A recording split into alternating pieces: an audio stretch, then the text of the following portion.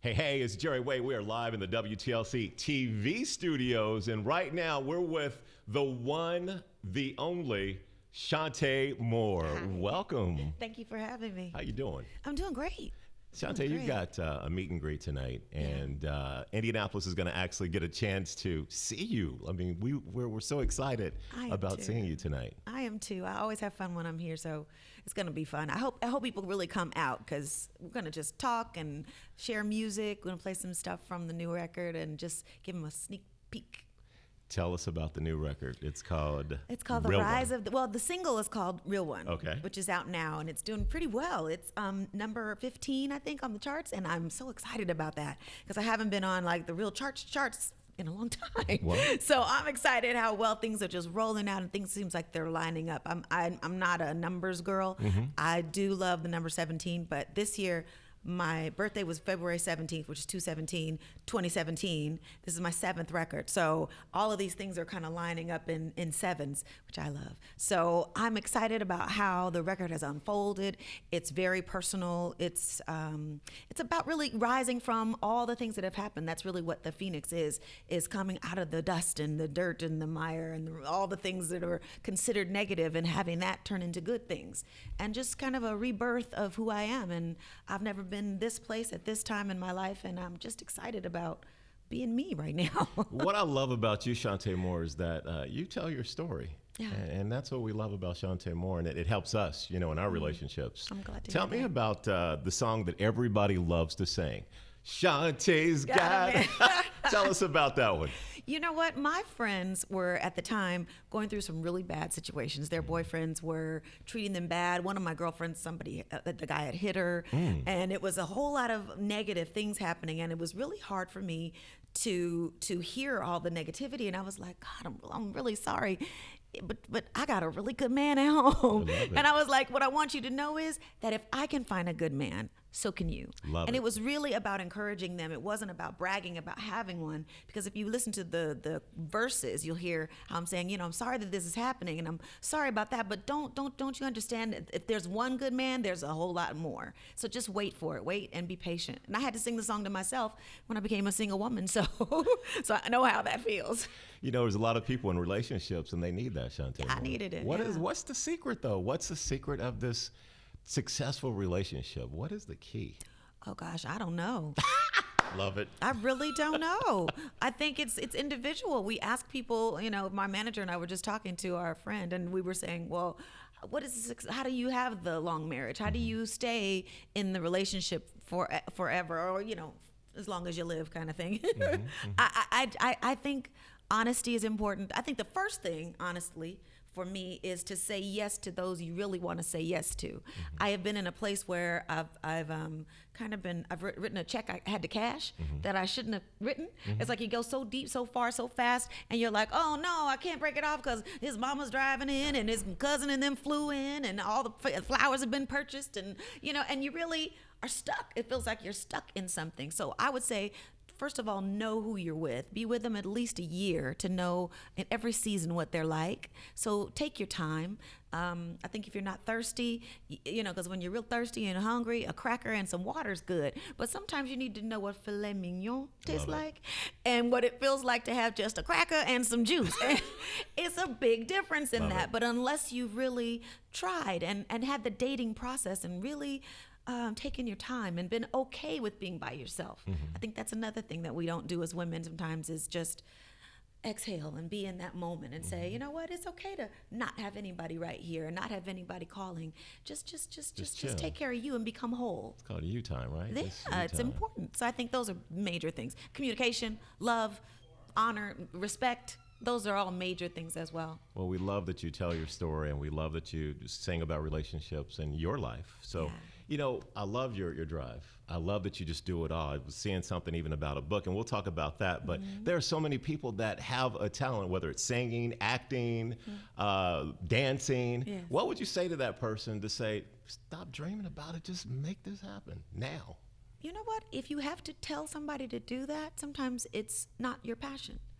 You have to have that thing that makes you not stop. Love it. That stick-to-itiveness or whatever that drive is. My family is extremely talented. My sister taught herself to play the piano. She sings. She taught herself to play the guitar. She's an artist, literally draws. And my father's a pianist. My mother sang. My brother was a drummer. Everybody in the family was extremely talented.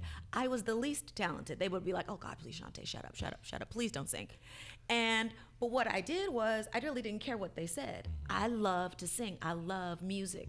So I always sang. When I got home from school, I sang. When after dinner, I sang. Right before I went to bed, I sang. So it was just something I did all the time. And that drive and that hunger for what I loved, not to be famous, but to sing. It really is what I love. And my name means to sing, which is really bizarre. That my name, Chanté, in French means to sing. Love it. Yeah. That's awesome. Who knew that? Jesus, I guess. So you started off with some great music, influenced by George Duke, Lee Ritenour. I mean, these are some famous jazz artists. Yeah. Tell me about that, growing up. Well, there weren't the tracks like people find nowadays. It's easy to go, oh, send me some music. Oh, send me some music. What I would do is take those jazz tracks and write music to them, write lyrics to them. So I would take the double tape recorder and play the tape recorder and then sing into the next. So I would write these songs to these tracks. So that was really how it began. My poetry began to be music. So that's kind of how it happened on my writing side. But eventually, meeting people in the industry was slow. And when the first time I ever sang my music live in front of a real audience, I was with George Duke at the Montreux Jazz Festival. Awesome. So I was petrified. I was absolutely petrified. It was a good thing I smile when I'm nervous. But it was like being thrust into this huge arena. But it taught me that I'm pretty strong. I'm pretty resilient, and I'm pretty strong. I'm a pretty tough girl. Love that. So the book, tell us about this. You're right. I mean, she acts, she songs, she's a songwriter. Just do it all. Well, what I think is that whatever experiences we all go through, I think they're for purpose. If they're just for you to go through alone, sometimes it feels like it's almost for nothing. I know we're supposed to learn the lesson. I do get that. And the Lord wants us to go through these things. However, I was going through a time where I was extremely unhappily married. And I was looking around, like trying to figure out, okay, why is he doing this to me? And how come he doesn't do this to make me happy? And how come that? And how come this? And I was like, you know what? Jesus kind of tapped me on the shoulder, was like, you know what? You worry about you. Let's fix you first. How about you take your eyes off of everything else and look on the inside of you and see where your shortcomings are? Do you idealize love, or do you make somebody else your God?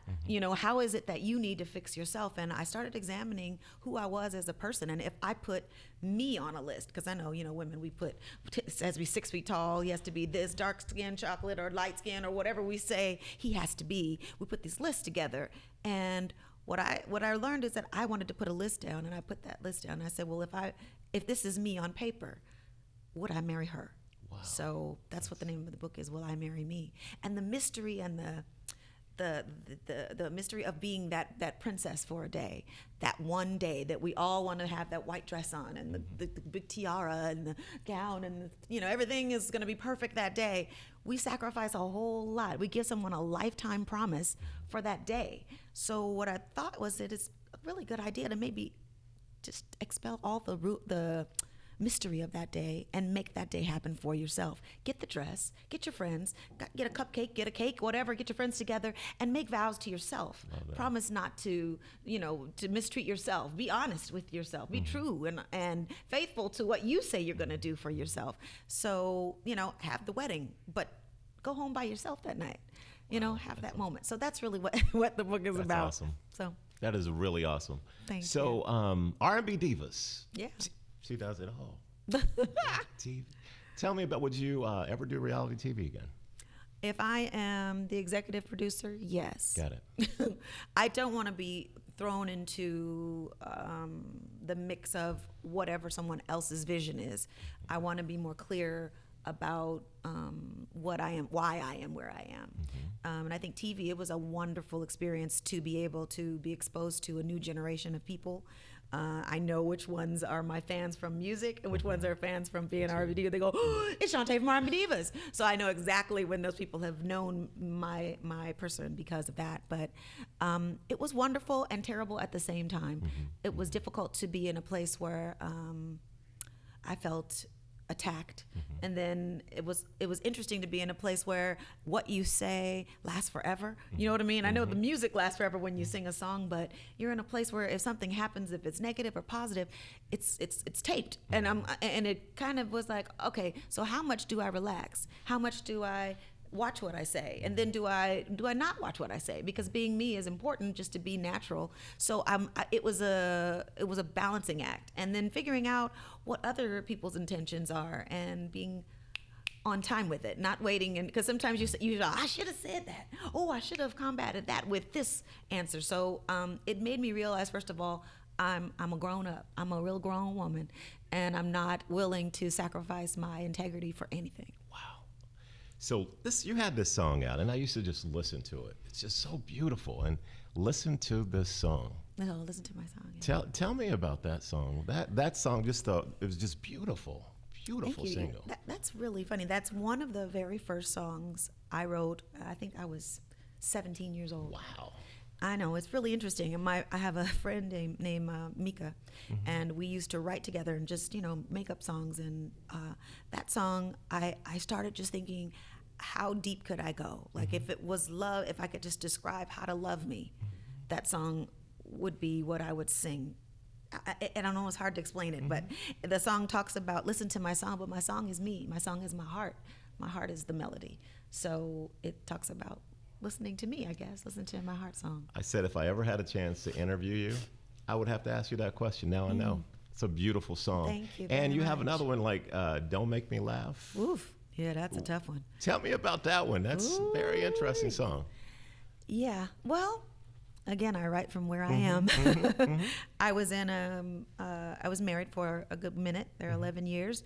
And I was very unhappy at the end. And I felt invisible. I really did feel unappreciated, and that's not saying he's completely the one to blame, because it takes two people to make it work. It takes two people to make a marriage fail. So, but I do believe that in the middle of loving or being married to someone, you have responsibilities to them. One is to give them love and affection and attention, because the kind of love, affection, and attention you get from your mate, you cannot get from anybody else and be faithful. So I was waiting. And I didn't receive that, and I really felt like it's hard to talk about those things and not bash someone else's person, and or make them feel like they're the villain, or paint them as something so negative that the world sees them differently.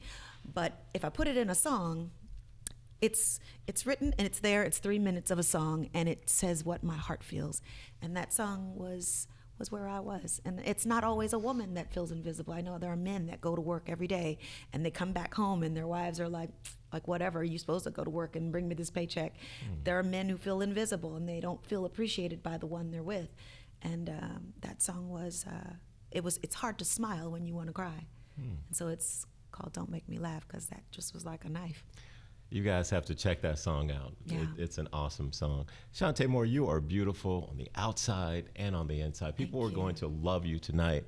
I appreciate you stopping by the studio. Thank you. And we appreciate you coming to Indianapolis just to hang out with us, meet and greet. That is so awesome, Chanté Moore. I appreciate it very much. It's tonight at the Epic Lounge. Is there any new thing? I know you got the new single, but is there anything else that you like to try? You've done just about everything. Is there anything else you're like, maybe I'll try that one day? I'd love to be in either a really good sitcom for real or a great movie. And I'd love to be someone quirky, someone that's not, the glamorous and, here's the singer and she floats in, and the hair and I'd rather be a nerd or something goofy, some character. I would love that. I would love not to even look like myself and be in a movie. So anybody out there watching, talk to them, everybody.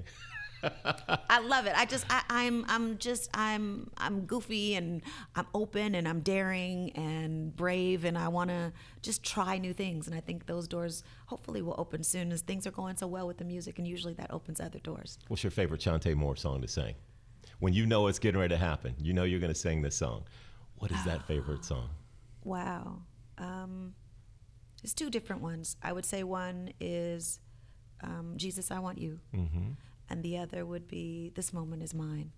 Awesome. So you haven't heard the new stuff yet, so I won't throw those out at you. But those are the two. But we'll hear some of it tonight, right? You're going to play some of that. Yeah. We look forward to it. It's at Epic Lounge. Chanté Moore, we appreciate you. You're so beautiful. Oh, you're sweet. You are so awesome. And tonight, Epic Lounge.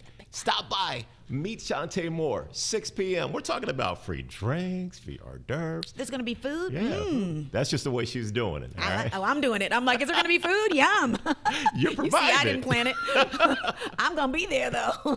Indianapolis loves you. Thank you. Thank I love you all, too. Thank you so much. All right.